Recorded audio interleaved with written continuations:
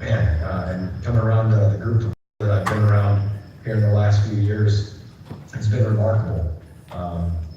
My topic today it's definitely going to be about testing things and going through everything that you need to do to test and to show yourself, that the word is true, but also to test things in the spirit and behind them.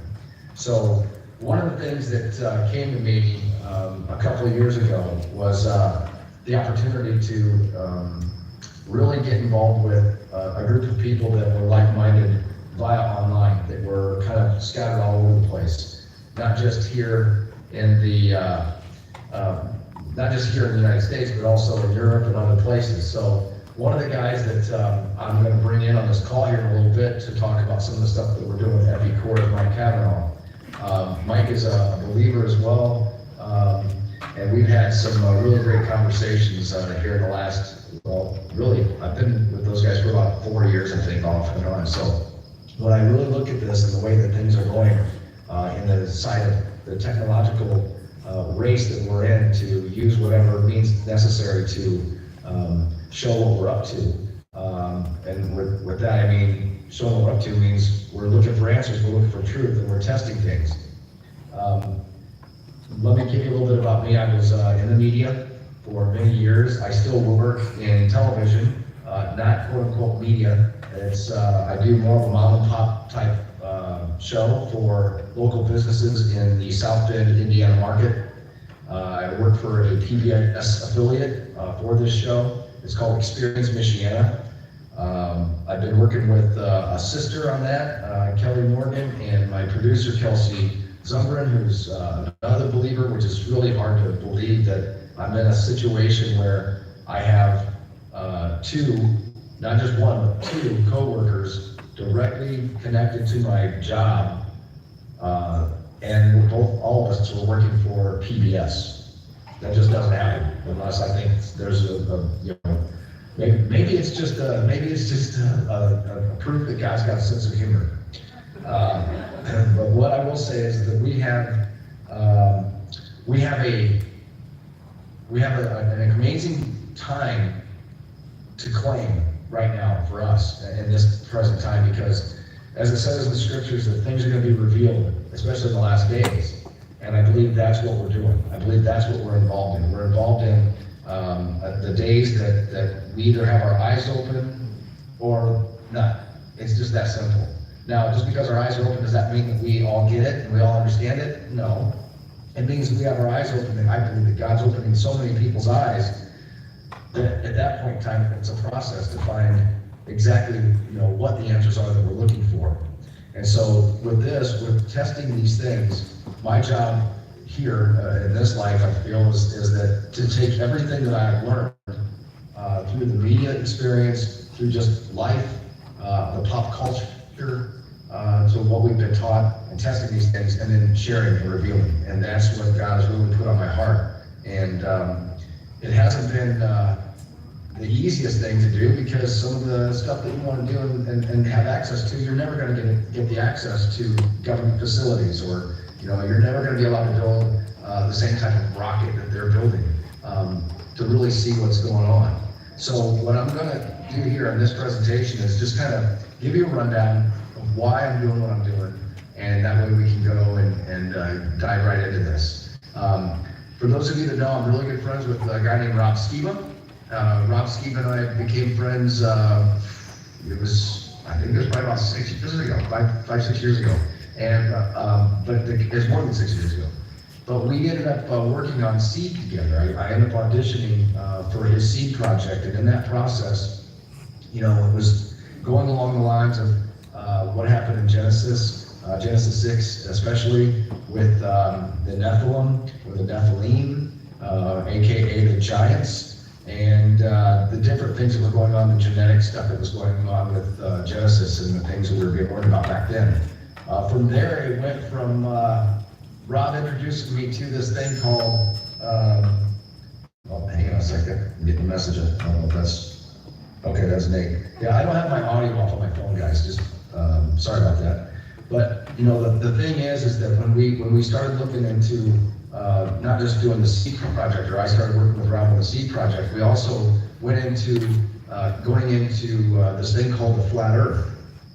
And that was something that I didn't see coming. I don't think Rob saw it coming. But what we did was both of us generally looked at it with an open heart and open mind. I believe because some of us had been duped and fooled with some of the things that we are told to believe, that we find out later that they're not true. So what I'm going to get at here is that if we can actually take the time to look at Flat Earth from a biblical standpoint, and I know that I'm not going to try and repeat everything that everyone else has already said or is going to say over the weekend, so I don't want to cross those lines. I don't think I have to with what we got here. What we did was, what Rob and I did, and me specifically, I don't want to speak for Rob, but what we did was we started looking at the scriptures. And when we started looking into the scriptures, we started to see something just jump off the pages. And especially me, when I saw the firmament, when I started reading more about the firmament and looking into that, and then testing everything that NASA has said to believe, and even the video that they've given us, now that I'm in audio and video both, and have been for quite some time, sitting down and studying the footage of the flat Earth, or I should say the lunar landing first. The lunar landing in of itself is laughable if you have any type of training in audio and video. When you actually start to look at it and what they tell us to expect from that, I want to use the word malarkey. It's something my dad would say, it's malarkey. And, which means poo-poo. It's just one of those things where when you look at this from a standpoint of what is this that I'm looking at, frame by frame, you'll see that dust from the astronauts' boots falls faster than the astronauts do. You're going to see things that are happening that just are beyond belief. And instead of going down that road and talking about all that, I want to talk about where we ended up. So once I realized that NASA was not necessarily trustworthy, and then we started seeing things in the scriptures about flat Earth coming to light, I started looking at it from a point of, I better go straight to the source and start asking. And in doing so, I got to the point where once I started looking at it for what it was, I wanted to actually know exactly what it was that God was showing me and why. And I kept thinking, why am I looking into this? What does it matter? And what I realized is it matters because the truth matters. And for whatever reason, that's where he put that on me in here, to use these and to use this. And in the process, I just had to go and ask God, specifically for help. And I started to do that. And as I literally just stopped and let God lead this whole thing, things started to fall into place. Now, I'm going to give you a little backstory real quick. In 2015, my grandma passed away in January of 2015. By the time April rolled around, we had to, the end of March and into April, we had to start clearing her house out because they were going to sell the house. So I ended up, when Flat Earth first came about, I started telling Rob and a guy by the name of Mark Sargent, who did Flat Earth Clues. I told them both on the phone that I really wish that I had the old workbook that we ended up using in, I think it was in 7th grade, but it was the workbook that gave all the pages to how the world works, how the maps work, the globe maps, and geography, and how it all ties in together. Well, what I didn't understand was that God has his way of making things happen. And I can honestly say that that's exactly what I believe happened now. We're going to try something. We didn't try this. I beg of you to understand what I'm doing here, because I'm going to try and share my screen, but I don't know if you're going to hear the audio. So I've got to call you, Kevin. So bear with me, guys. I'm really sorry about this. This is the first time we've done this. And they're on a different location in the church. So what I'm going to do is I'm going to screen share and see if you guys can actually hear the audio. Hey, can you guys hear me okay?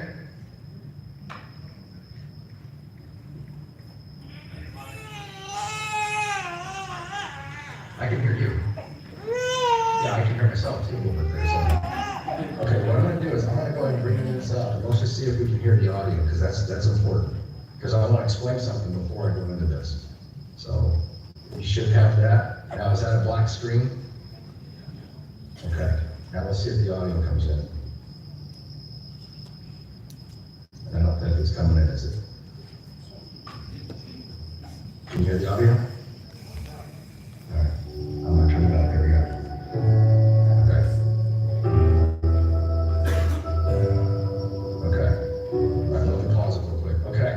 Now, let me go back to my screen real quick here, and I'll come back to that. I just want to make sure that's going to work for us, okay? And my back phone over here now. I'm on my radar screen. Okay, all right. Clean this up.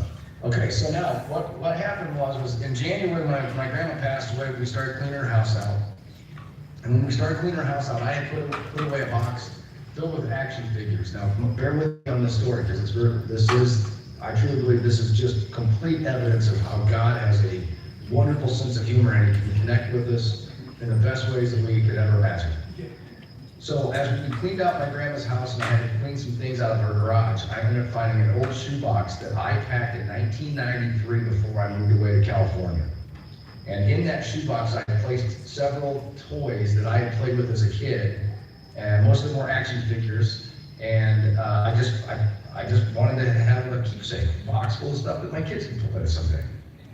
So when I found the box up in her garage, when I grabbed it, I shook it, and I knew what those were. And so I just threw those onto the truck, and I kept cleaning stuff out.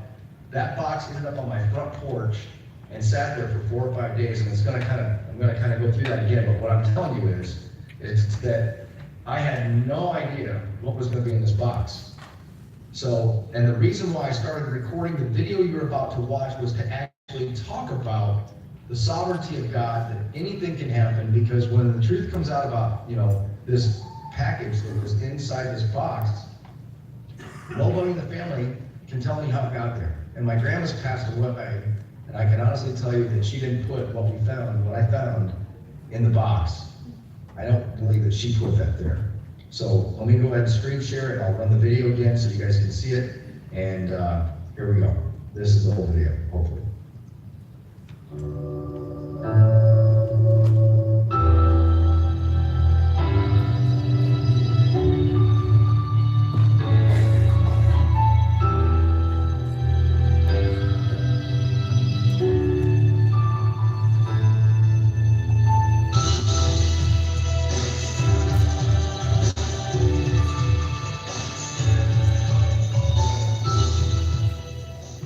For the past 2 weeks, I've been catching flack from all kinds of people about the flat earth and doing my own tests to see if in fact some of the things that we've been taught are true. I do like to question things. I'm not going to just take somebody's word for it, because I don't believe the 9/11 stories and all the hijinks of the geopolitical world, and I definitely don't trust scientists that don't believe in God. It's that simple. So my grandma passed away a couple months ago, and I had to go grab a couple of things out of the garage first, and I have this box that has just been sitting right here on my front porch for the past 4 or 5 days. I haven't even opened it. I just knew it was my old box, because it's an old Nike box that was probably back in the 90s. I just literally opened it. I knew that there was something in there for my daughter that she wants to see. And in there, you can't write this stuff, by the way. In there is a folder that says the Ricker Hummer, Social Studies, 1990. Look at the Nike Air. Look, and it's so weird. That's on my folder from school, from back in the 80s, obviously, because I graduated in 1990. So I've been praying about confirmation from God about the shape of the earth. Okay, I know, you've been looking for all over, huh? So here's the folder. The Ricker, 1990, Social Studies, whatever. I opened this up. February 1st, 1984. Rick Hummer. You can't write this stuff, man. Rick Hummer, maps and globes are tools of geography. I looked down, I'm going, okay, what is this? It says, do you know the answers? what were the early, what's it say? The early, is that ideas? What were the early ideas about the shape of the earth? In my life, it was flat. And like in this one, as I said,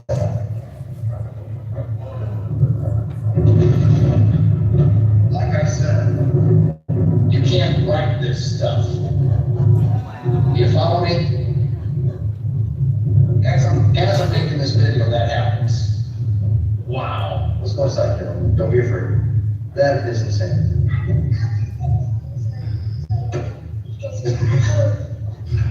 Okay, let's put aside and hold it. Let's get it.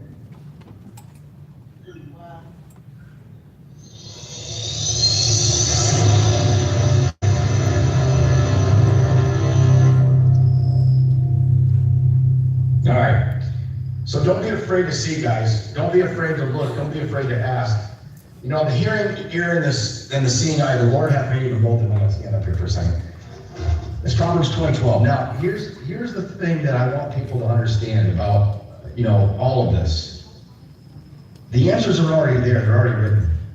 And if we're going to talk about flat Earth, and we're going to talk about the biblical side to it, and we're going to really go down that road, well, we have to be able to test those things. And not just in Scripture. Because anyone can say, I just have faith, I have blind faith, I do this. And the Scriptures even say, test them, test them, test them. So, right after that happened, now mind you, that was in 2015. That happened on June 7th of 2015.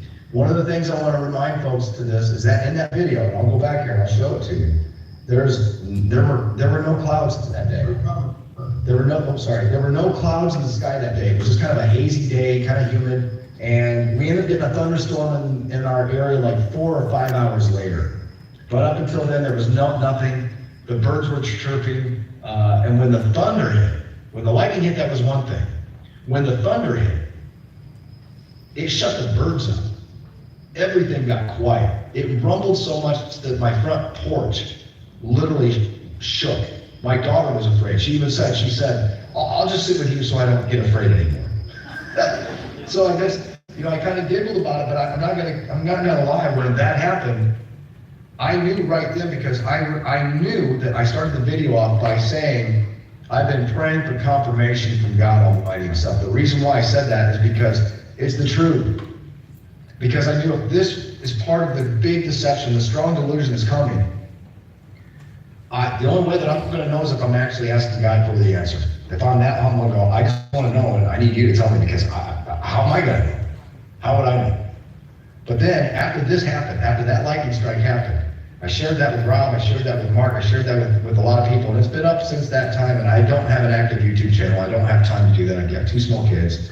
I work a lot of hours, and I'm also now a part of FE Core. Now, FE Core is Field Engineers Core, and that's basically, it's a research group. I am not an engineer. Some people would say, well, you've worked around and worked in the business long enough where you could call yourself a broadcast engineer, so to speak. Yes, I can hook up stereo speakers and microphones. Really good.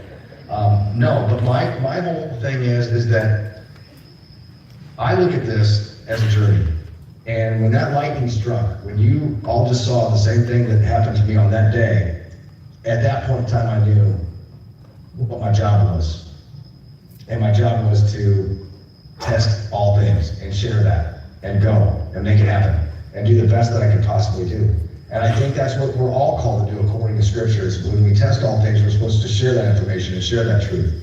So since that journey, you know, when I shared that with Rob, he jumped back online and he started doing his thing again, and he's been on fire ever since, and just going through so much.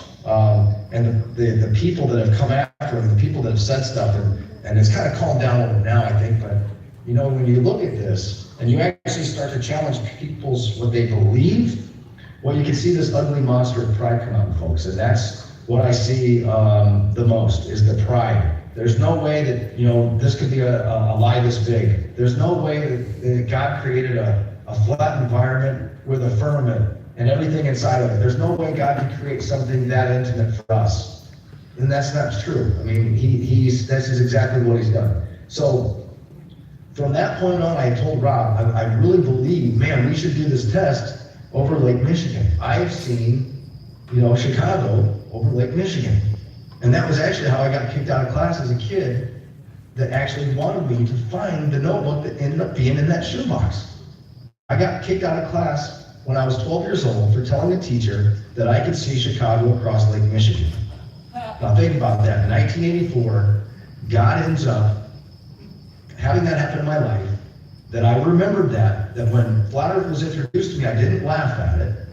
I forgot to mention that I didn't laugh at this at first, when it was first brought up. I thought, well, this is probably just to make people look stupid, Christians look stupid in the long run, if this is something that they're going to tie into the Bible. Little did I know that it was actually something that God had planned for my life, that I would actually remember that, getting kicked out of class, and then how many years later, the folder shows up, the actual folder, the actual homework that was being filled out at the time that I was kicked out of class for telling the teacher I could see Chicago across Lake Michigan. And I wasn't proclaiming that the earth was flat. I wasn't proclaiming that. What I was saying was, I could see Chicago, there's no way this curvature formula or whatever it was that we were doing at the time could work. We shouldn't be able to see Chicago. It should be below something like this thing called a curve. It's not there though, it's right there in front of us, the curve's not there. So when I got kicked out of class, that happened, and then this happened, and then it started a whole process of all these tests. So from that test, Rob Skibo, I told Rob, you need to come up here from Texas, and let's go to the shoreline of Lake Michigan, and let's look across and see Chicago. And he's like, what? I'm like, you can see Chicago across the lake. He's like, no way. I'm like, yes way, you can see Chicago across Lake Michigan. He's like, what? And I'm like, yes. So when he came up, it was in June of 2016. And I will tell you that in June, you're not normally going to see Chicago across the lake because there's so much humidity. And the humidity can create a wall and a layer. So for those of you that don't know, Rob and I went to, Rob came up, he basically funded the whole thing. Hi honey, what are you doing? I'm on the phone. I know. So anyway, I had to get my daughter out here. So long story short, I ended up getting this test done with Rob, and we went over and we proved that Chicago's not a mirage, and it's right there. So we did that test.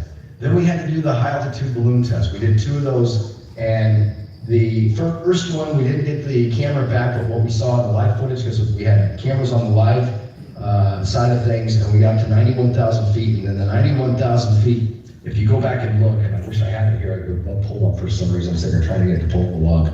At 91,000 feet, the horizon line, according to the mathematics and according to the lens, it did look like it had a curve, but we also know that the lens we had a curve in it too, so it had a small fisheye lens effect. So there was that. So what's the next thing that we can do? Well, we ended up doing a laser test. And the laser test in of itself, that is something that people can say, well, there's this, there's that. You've got refraction. The lasers can bounce and go up and go down. And so we thought, okay, well, but what if you do a really long one? So we ended up doing a laser test over in Holland, and for some reason, I can sit here and show you my folder is now not working. This is typical with my life. Wow. Okay, so we shot the laser across the water from 18 miles, and you can see it clearly. Then we shot from 25 miles, and you could barely see it, but we actually caught it out on video. And of course, it's not pulling up. Okay, great. Okay, so here's what I'm gonna do. I'm gonna talk about the next test that we have to do, and then I've been summoned, I have to start getting ready for my wedding. But here's the thing. What gets me is that we started doing these tests, and the thing that gets me is that most people that are proclaiming to want to know the truth don't want to know the truth. They'll rather be spoon-fed the information, but that's not the mission that I'm on, and that's not the mission that I'm going to bring onto myself as far as just letting things go by the wayside. I want to test things and share them. That's what's been put on me, and I think maybe at one time I made a small covenant with God after I found out some of the 9/11 stuff wasn't up to par, and I made a covenant with God and just use me, and no matter what it takes, if I have to help others, please use me to do that, and that's what I've been doing. So I'm going to bring Mike Kavanaugh on this call real quick, and let's see if he'll answer. I hope he does. And we're going to talk about the next test where MV Core is going, because this is what's important. The balloon test showed exactly what we thought it would show. Mike, are you on with me? I think it's still ringing.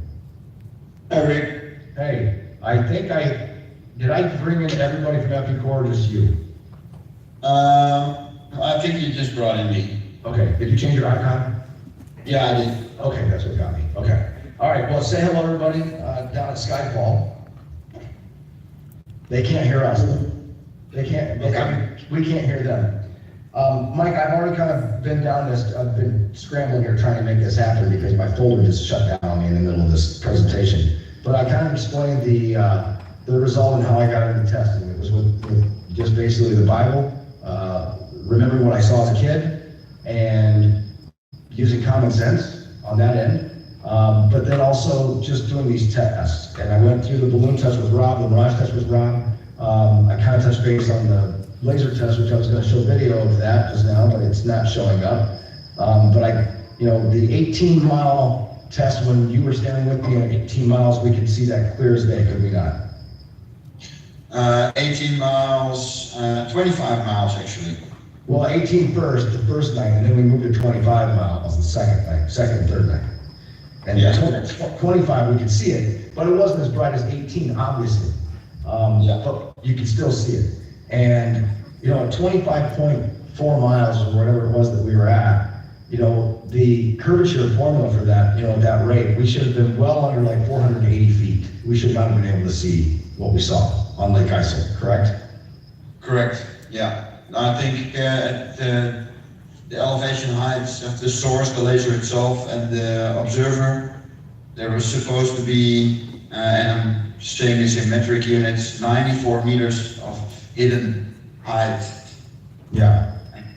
And it just wasn't there. It's not there. So we've had visual from the air, we've had visual from right at sea level or Lake ISO level, which was actually below sea level, which actually the number should actually be greater than the curvature formula because it's a smaller circle or a smaller quote unquote surface.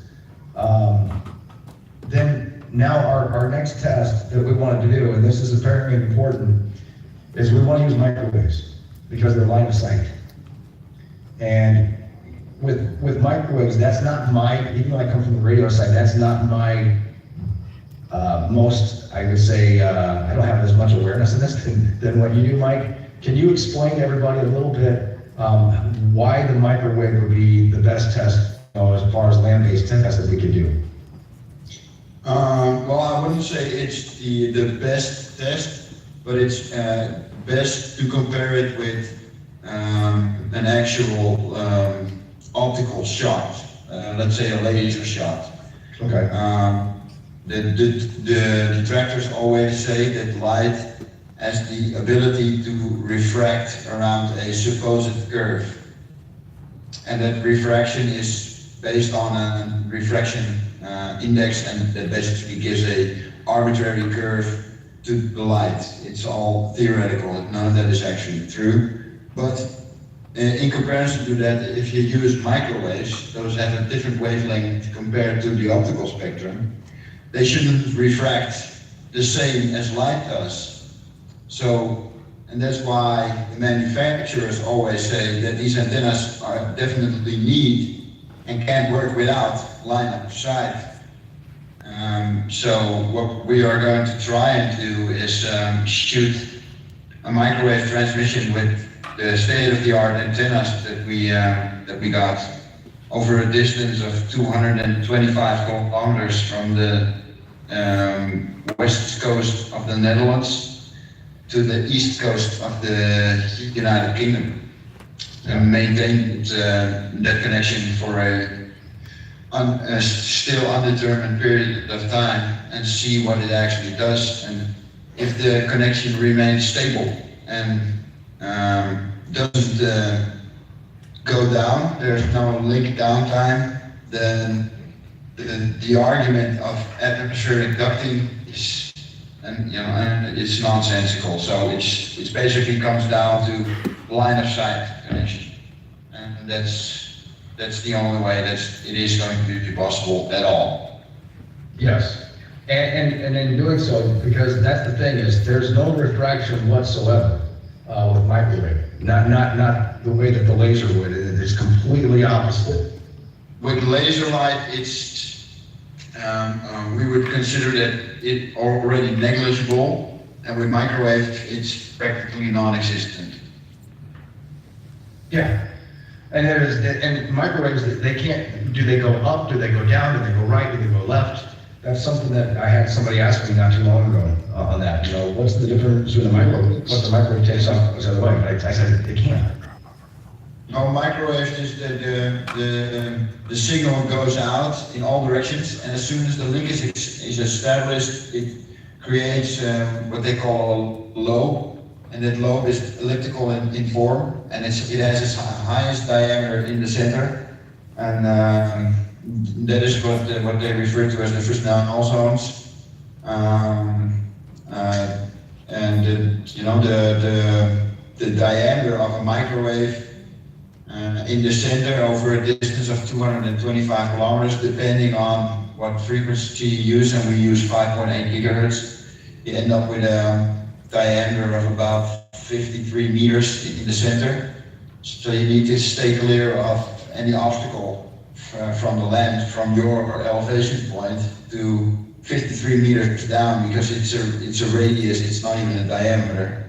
So and you know the upper part of the lobe, the elliptical lobe, that is going basically through the air. So there's not many obstacles there, but the bottom part you need to stay clear of land obstacles, and you know if we're shooting over water, ships could turn out to be a problem. But And microwaves don't culminate like a laser either. Because a laser will spread out and go, correct? Yeah, this is different because microwave it's a two-way connection. You know, there's an antenna on one side and an antenna on the other side, and as soon as they connect, they create that lobe, that elliptical lobe. Yes, exactly. Hey, real quick, I want to share this with everybody. When you actually first started looking at this, what were your ideas of flat Earth when you first started looking? When I first started looking, well, it turned me from an atheist into a believer almost overnight. I was waiting for that part. That's what I was very science, hardcore science guy. Obviously, in the Netherlands, which, you know, Jesus isn't taught very much there, especially at school, correct? No, the public school systems that we have, nothing. There is some mention about it, you know, but you know, I grew up without any religion, and you know, my dad was he grew up within a religious family, and had some very negative experiences there, and he turned into an hardcore science guy, an astronomer. Of all the people that you want, of course, an astronomer, and no, he never denied that there is a creator, but he had some doubts about religion, so to speak, and I grew up with that same doubt. I actually didn't want anything to do with religion at all. I hated it, and I don't know, most people in the audience probably know Rob Skiba, and he is the one to blame for all of this. Well, that's just it. It's like,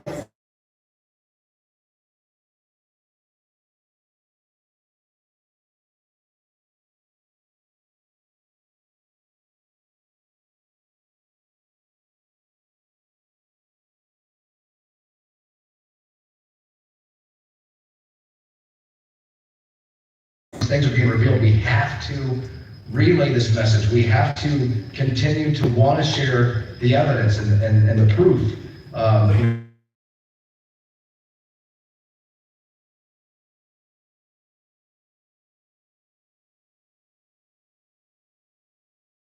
Tangible, peer-reviewed, meat and potatoes, not bologna and a bag of chips.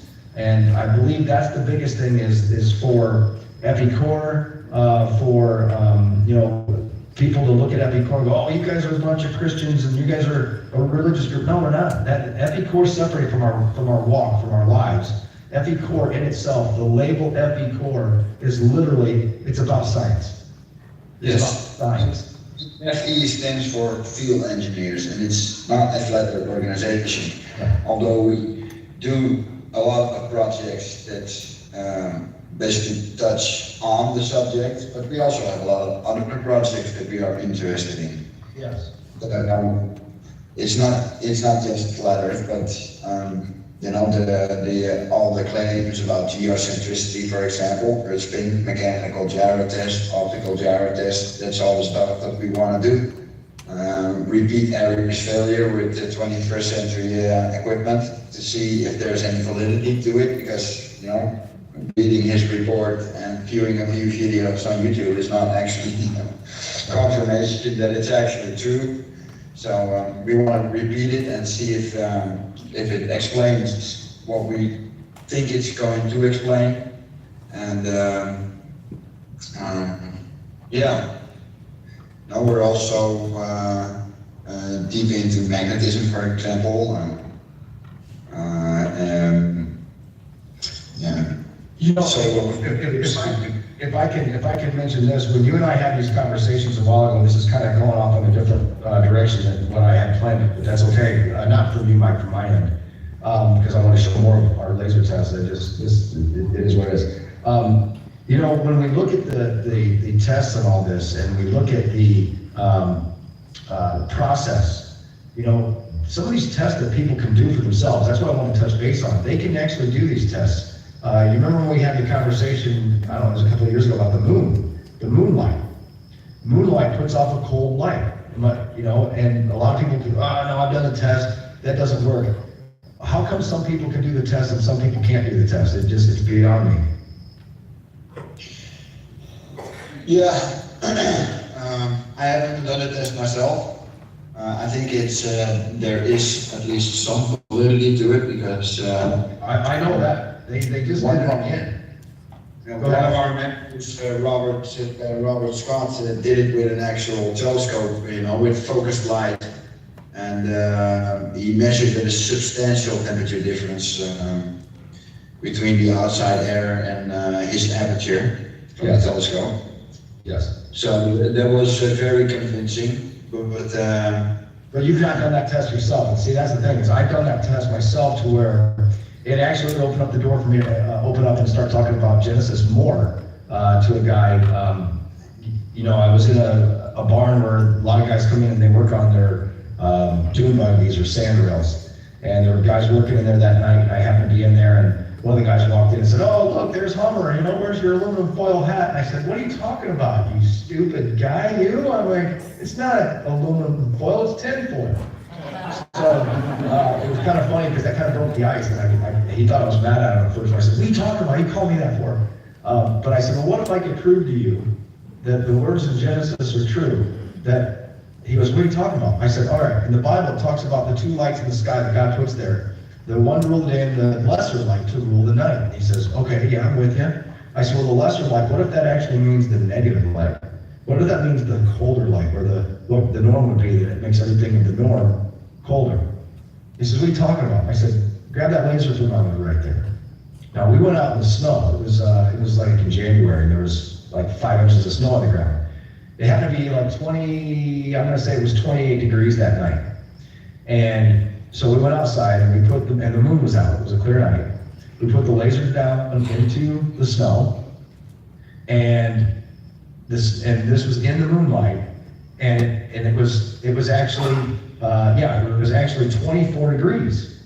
When I moved it over into the shadow, it went up to like 28, 29. It like went up 3 to 4 degrees, just like that, you know, up to 5 inches, 5 degrees. And he jumped back and he thought, what in the world, how'd you do that? I'm like, do it yourself, watch. And when he did it, I just saw this, it was like, I don't want to say a pale look, but it really was. It was like, that's not possible. This is impossible. And it's like, yeah, it's possible. That's the cognitive dissonance that we get. It's like, he was literally holding the machine in his hand, did the test, and did the whole, what? How's that possible? He kept looking down at the thing, he tapped it, I'm like, wait, don't break it. He's like, well, it's not working. I go, it's working just fine. and so they just did this test here, and this is what I want to say. I want to test this out and look, because if we can go back a couple of years where people started doing these tests with these thermometers, I honestly believe that it may have gotten colder. The moonlight may have gotten colder. The reason why is because there's a few guys that were doing these tests. Jay Grant is one of them from IUCTV. They just did this test here in the past couple weeks, and they were getting an average temperature of 10 degrees colder in the moonlight rather than the moon's shade. And if it's 10 degrees, I've never heard it go that high. But there we go. There's another thing that I want to test. So would you agree that it's safe to say that if we don't do these tests, somebody that may not want us to know the truth could control the narrative?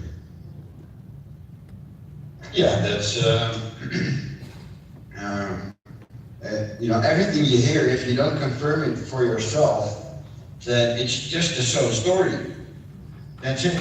But you can believe everything that people tell you, but the confirmation, that's the biggest thing here.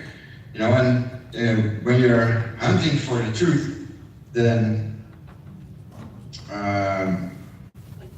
that becomes a real issue, because you want to confirm what you've actually been taught, and I've been through a pretty decent education, and in the beginning of this awakening, people were always saying that the higher the education you got, the more indoctrination that you've received, and there is actually some merit to it, because it's hard to let everything go and start all over.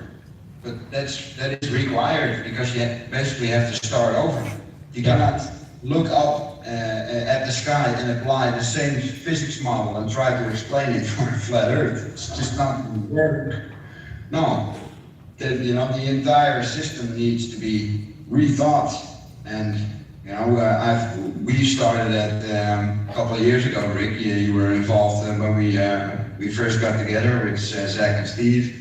Yeah. That was our primary goal, to find out how the heavens work if we are on a flat Earth, and you will soon, if you do enough research, come to the conclusion that if you're going to apply the same physics that you were taught in school and in university, then you're not going to find an answer, because the answers are not there. You will realize that it's theoretical physics that you've been taught your whole life, and it just doesn't apply in the real world. Well, and the whole thing is too, is if you can get more people to grow in numbers, they'll feel safer to actually talk about things that they may have already been thinking about or researching on their own. And that's what I found. Just when we opened up EpiCore and started saying, hey, we want to bring others in and basically get memberships and that kind of thing. When we first started this brainstorm about this to where it is now, it's better than I thought it was going to be. I mean, obviously you get some people that are doubters and they want to say that we're scamming and doing this, but I'm not even going to give them the energy that they've been craving. I look at this. If that was actually true, then we would be long gone by now. Exactly. And I still say this, that as an organization with EpiCore, no, we're not a Christian organization. No, we're not a Muslim organization. No, we're not a Catholic organization or Hindu or any of that. We are literally a group, and not everybody that's a member of EpiCore is a Christian or a Muslim or anything. There may be atheists that have bought memberships to EpiCore, but as far as our board of directors, it's not a completely Christian board at all. And there's diversity there, and just to see the diversity that's within the board itself, not just in all the memberships, we know that we're on the right track, because people do want to know the answers. They want to know the truth. And I do believe that this is something, when you look at the science behind it and you get involved in the ongoing process of not just looking for answers, but actually having to think them through, to think the problems through. Man, you realize how many hurdles that we've been given. But Mike, do you have time to hang for a minute, or do you have to get going? I know you're like 6 hours ahead of me. Oh, I got time, it's only 9:15, so, Well, what I'm gonna do is, Kevin Wilkinson's down there in Alabama with Dean Odell and all those guys down there at Skyfall. But what I'm gonna do is, because I want people to, because it's so informal, because I'm not on stage, obviously, we're doing this through Skype. But I thought, if we could do this, and let people ask questions to us, I could do it through Kevin's phone. okay, sure. That might be the way to do it, and I can hold that up to the mic for you, so you can hear them. Kevin, are you there? Or is somebody there on the phone? Yeah, is that Dean? Dean, sorry, go ahead. You there, bud? No, I don't wanna hear, I'm not gonna put on speakerphone there. Is that better? Does anybody have any questions on what we're doing so far? Sorry, this got kind of scrambled like eggs here at the beginning because my folder kind of shut down on me, but that's all right. All right. Anybody have a question they want to ask Rick or Mike? What would you say would be the top 3 or 4 experiments that a normal person could go out and do? Yeah, just take the phone to him and then I'll put it out over here.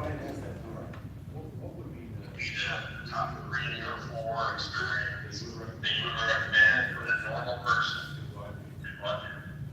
The top 3 or 4 whatever? experiments to do, is that what you said? Yeah, top 3 or 4 normal experience a normal person would like. Okay. Look, Mike, did you hear that? Yeah, the top 3 of the most experiments that people can do or something? Yes, one of them, let me take this at the beginning. One of them is, let me turn this down a little bit.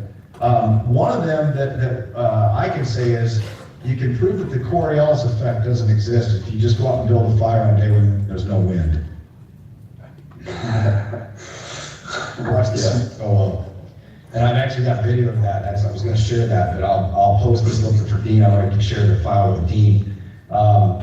There's one, build a fire. The other one is observe ladybugs when they take off flying, there's no Coriolis effect there. The other thing is, if anybody's got a lens, a camera lens, that can do a significant amount of zoom, not necessarily a P900 or a P1000, but I have a little Sony camera that's a 60x lens, and that thing is amazing what it can pick up. As a matter of fact, that's the little camera that we used that picked up the laser from 25 miles. That was the camera that we picked that up with, right, Mike? Wasn't that? Yeah, and that laser in itself, one of the lasers that we had, I think people can pick up certain lasers for like less than $50, like 5-watt lasers for that, correct? Yeah, well, the laser that we got was a 5-watt laser, and it was running on batteries, and we modified it so it was powered with an actual attenuation in the power itself. Yeah. And then you can just run them indefinitely, and that's what you're gonna want, because they run out of battery pretty soon, and Yeah. they deplete your output, and then you won't be able to see it on the other side. But my top 3 would be, long distance observations. Go to a lake on a calm spring day, and just look across.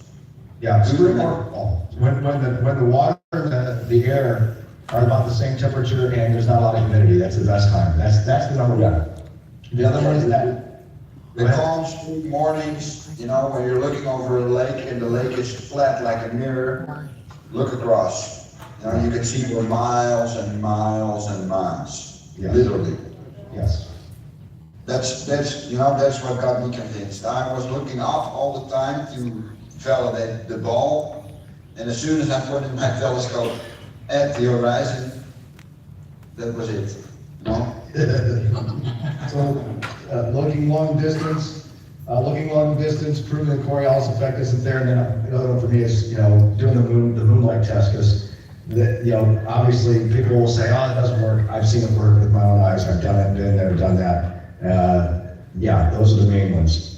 And my personal favorite would be on a low budget for everybody to do. If you got a P900, modify it so you got an infrared camera. Yeah, we didn't even touch base on that yet. The infrared stuff is coming. The guy that any of you guys, and I can hear you all now through the phone, but if you can hear me, have you all seen the infrared videos that are going around YouTube right now? Yeah, the Jay Tolan media is doing it, and his latest observation is 1,200 miles, if I'm correct. Yeah. And he was somewhere, I think, near St. Louis, right, Dean? Yeah. Yeah. So 1,200 miles on this test that you're seeing. They should have been, I think he should have been well over 100, what he picked up should have been over 170 miles behind the curve. Below the Yeah, curve. you was in an airplane at 33,000 feet, if I'm correct, flying over the middle of America, and you could see Lake Michigan with his infrared camera. Oh, it was more than that. You could see Lake Huron, and I think, what bay is up there in Canada, the big bay? Robbie gave us. Hudson Bay. Yeah, Hudson Bay. Yeah, I should remember that. But, yeah, it's which is somewhere like right here. Yeah, but those are the simplest experiments that you can do to basically validate that there is no curvature anywhere. Zip, zilch, none. Next question. This is actually kind of cool. I feel like I'm on Star Trek.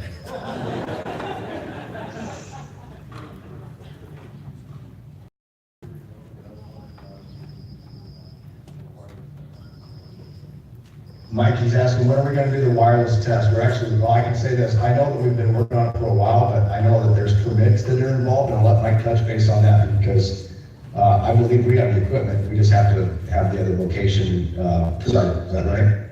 Yeah, it's basically, it comes down to location, because we need a stable connection.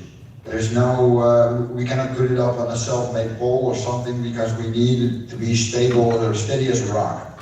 So, buildings would be best, or blue blocks. yeah, we tried the lighthouses, and we were able to get a lighthouse in the UK side, but all the Dutch lighthouses on the coast that are high enough are actually state-owned, and state-owned lighthouses already have lots of antenna equipment up there, including probably military and whatever. And you know, us interfering with that was just impossible. And that is one of the things, hey, you gotta touch base on that too, because microwaves can't affect other microwaves. Can they not? Yeah. If you're in the same frequency, then Yeah, you get interference. you may end up having to take an order from somebody at the McDonald's drive-thru. Maybe. Yeah, next question, anybody? We're open book right now.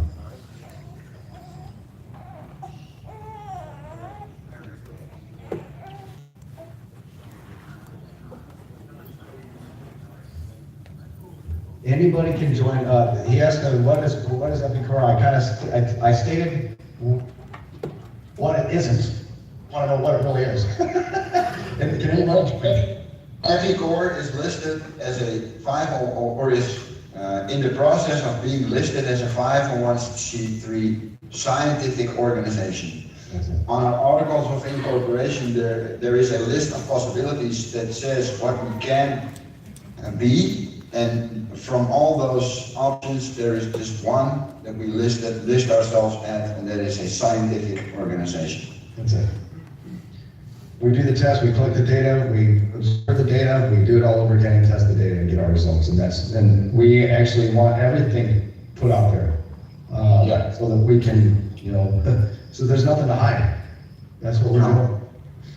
The only preferential treatment our members get is they get to chime in on our actual discussions on our Discord server, and some of them, if they are very active and very capable, they get to join our actual research, and these people get to see the results first. And as soon as our members are satisfied with the results, it's going to be published on our website for free for everybody to download and use for whatever reason they deem necessary. Does that answer it well? Anybody else? We got time for one.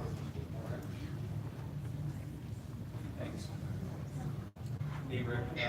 My question would be, would the 501c3 be an encumbrance for the telling of truth? Wait, say that again, will the 501c3 keep us from telling the truth? Could it be an encumbrance or a hindrance? Could it be a hindrance for us telling the truth? Absolutely not. No, the only hindrance you have as a 501c3 is that you cannot actively participate in any political activity or lobby for a specific candidate or something, but since we're just doing scientific research and publishing results, that has nothing to do with the government, and it's science. Thank you. Sure. Anybody? Yeah. You good? Rick, I'll see you next week. Yeah, you got it, Thompson, I know that voice. Let's see, we have. Yeah. We have. Oh, go ahead, Dean. Oh, yeah. What's the website for FECOR? FECORE.org. FECOR.org. And the beautiful thing about this too, Dean, I know we're getting close to hitting our time here. I know somebody else is coming up next, but I gotta say, guys, be encouraged. When somebody gets mad at you, if you're talking about flat Earth, and I know not everything, in this conference is about flat Earth that I know, but the picture I got earlier today from the guys that are all hanging out together there, they're all pretty much flat Earthers. So I would have to say that you're in great company there. And if you have any questions on it, ask, and don't be afraid to ask, and don't be afraid to test, and don't be afraid to do these things. We're told to do these things. We're told that we have an adversary. We're told that we have an enemy, and that he's out to get us in any way, shape, or form that he can. That's his job. That's what he's gonna do. Our job is to actually seek and find, and go at it with a childlike heart, and know that this story's been written for us.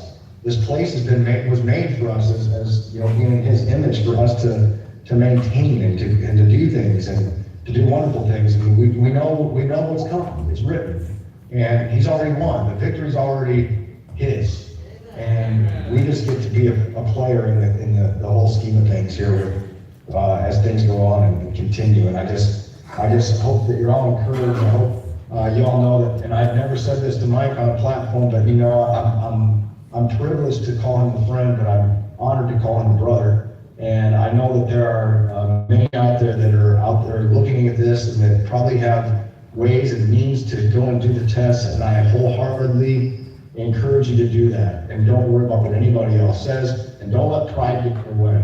That can be anyone's stumbling block, from doing something. It's, I'm afraid of what someone's going to say, or I'm afraid of what my church is going to say. As a matter of fact, you guys have a member there in the audience, Nate Wolf, who just went to a conference to listen to people speak and looking for answers, and his own church let him go.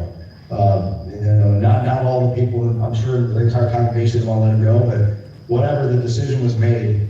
And well, I'll tell you, when you can see things like that happen in today's time, it makes what we're doing all the much more worth it, from our personal times to even being involved in organizations that are out there. And I just, like I said, encourage one another, continue to pray for answers, be humble about it. And like you all saw, lightning struck in front of my house as confirmation. And I don't take that lightly, as I'm literally reading from a folder that came out of nowhere from 1984 that looks like it came out of my locker yesterday, that the first thing on the page, the first answer on the page was flat. And as I said the word flat, as my lips went in flat, lightning struck in front of my house on a day that had no clouds. So you think about that. And I tell you that I will look at the camera directly. None of this is made up. This is already written. And get into the scriptures and understand them and know them, because I do believe this is all playing a very significant part in the last days. Because as Mike and I were speaking earlier, and I don't want to, Mike, I don't want to put you on the spot, but earlier, remember when I asked you, if the time comes, if there's persecution and people are rounded up and people are being killed, what did I say to you earlier? I have an easier time of what? I have an easier time of thinking about what it's like to die, right? Yeah. And what was your answer? What you said to me was just profound. Well, what I said, if I remember correctly, if you would have asked me 4 years ago if I was afraid of dying, I would be terrified of dying. And now I'm completely fearless. I have absolutely no fear of nobody, because I know that there is something else waiting on the other side, and knowing that instead of, living in fear and doubt that this is it, and after you die you turn to dust and that's it, you're cosmic stardust. And, and you want to make everything from your life and be very careful and hope that you live to be 85. But now I just I want to take on the world, Yeah. Oh wow.